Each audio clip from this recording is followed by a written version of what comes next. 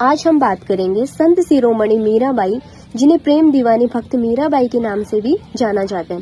जय श्री राधे कृष्ण।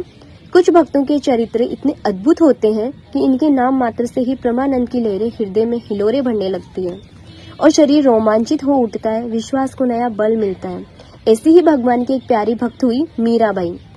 मीराबाई का जन्म 1498 ईस्वी पाली के कुड़की ग्राम में हुआ था।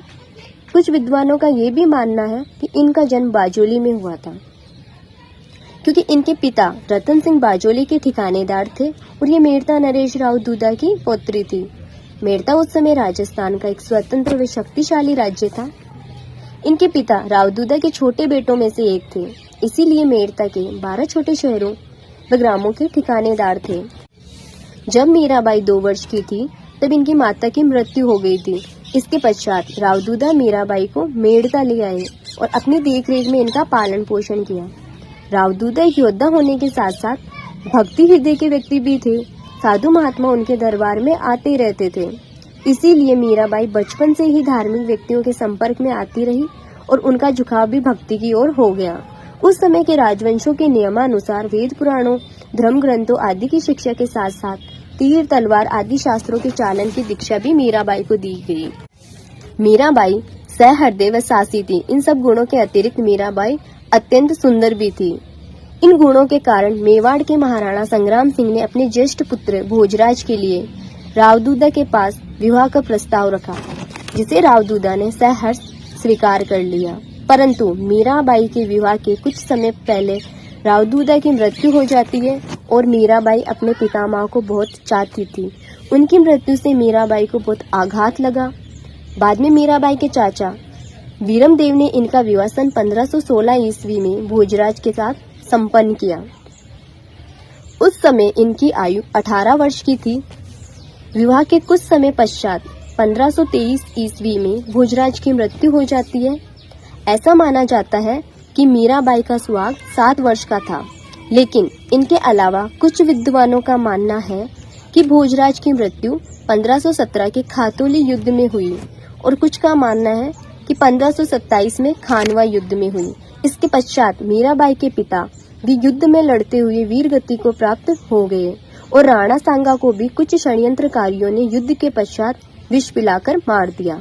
एक के बाद एक आने वाली इन दुर्घटनाओं ने मीराबाई को बहुत आघात पहुंचाया। उन्हें संसार की असारता का एहसास होने लगा और उनके मन से सांसारिक मोह खत्म होने लगा।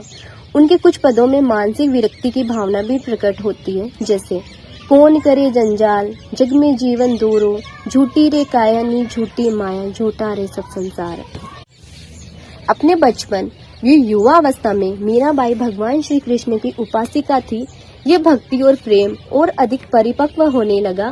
भगवान श्री कृष्ण अथवा गिरधर नागर उनके लिए एक अवतार न रहकर अविनाशी प्रभु परम पिता परमात्मा से अभिन्न हो गए।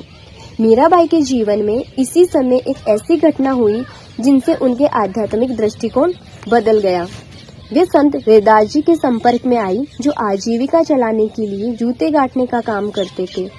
रैदास जी के संपर्क में आने के बाद मीराबाई ने उनसे दीक्षा ली। उनके गुरु की कृपा से जन्मजात भक्ति भावनाओं को नई दिशा मिली। उनका प्रभु प्रेम एक निजी प्रेम भावना में साकार हो उठा। भक्ति व प्रभु प्रेम के इस दौर में मीराबाई के जीवन में परीक्षा व विपत्ति का दौर भी शुरू। परंपरा व परिपाटियों के विरुद्ध उनकी प्रभु भक्ति, धार्मिक मान्यताओं और रूढ़ियों के विरुद्ध व उनका आचरण, साधु संतों के साथ बैठना उठना और अपने गुरु संत रविदास जी, जिनको रैदास जी के नाम से जाना जाता है, कि भक्ति व वंदना ने पंडित, पुरोहित और चित्तौड़ दरबार की कट्टरपंथी कौम को भड़का दिया। उन्होंने मीराबाई की आलोचना करनी शुरू कर दी, लेकिन अपने गुरु के प्रति अत्यंत भक्ति के फलस्वरूप मीराबाई के अंतर में आत्मिक अनुभव होने लगा। राणा विक्रमादित्य ने मीराबाई को विष देकर मारना चाहा, परंतु मीराबाई पर विष का कोई असर नहीं हुआ। इनका सतगुरु प्रेम अब और भी तीव्र हो उठा। वे अपना समय साधु संतों की संगति में बिताने लगी और प्रजा भी उनके प्रति प्रेम दिखाने लगी। वे हरि कीर्तन करती तो लोग उनके दर्शन के लिए व्याकुल रहते। इससे विक्रमादित्य का क्रोध और भड़क गया और उन्होंने फिर से मीराबाई को मारने का षड्यंत्र बनाया। इस बार विक्रमादित्य ने एक जहरीले सांप को आभूषण के डिब्बे में भेजा और कहलवा दिया कि राणा की तरफ से भेंट है। पर मीराबाई के संपर्क में जो भी आता भक्ति में लीन हो जाता। मेड़ता छोड़ने के बाद मीराबाई वृंदावन गई। बाद में जब उदय सिंह राजगद्दी पर बैठे तो प्रजा के कहने पर उदय सिंह ने ब्राह्मणों को मीराबाई के पास द्वारिका भेजा। उस समय मीराबाई द्वारिका थी, परंतु मीराबाई अब न ही राजवधू थी और न ही वह चित्तौड़ को अपना घर मानती थी। वे अपने भाग्य पे संतुष्ट थी। उनका मन उनके प्रियतम परमात्मा के चरणों में लगा हुआ था। मीराबाई ने वापस चित्तौड़ लौटने के लिए मना कर दिया। ऐसा माना जाता है मीराबाई रणछोड़ जी की मूर्ति में विलीन हो गई, क्योंकि मूर्ति के हाथ में मीराबाई की ओढ़नी थी। संतों व पुजारियों का भी मानना था कि मीराबाई मूर्ति में समा गई।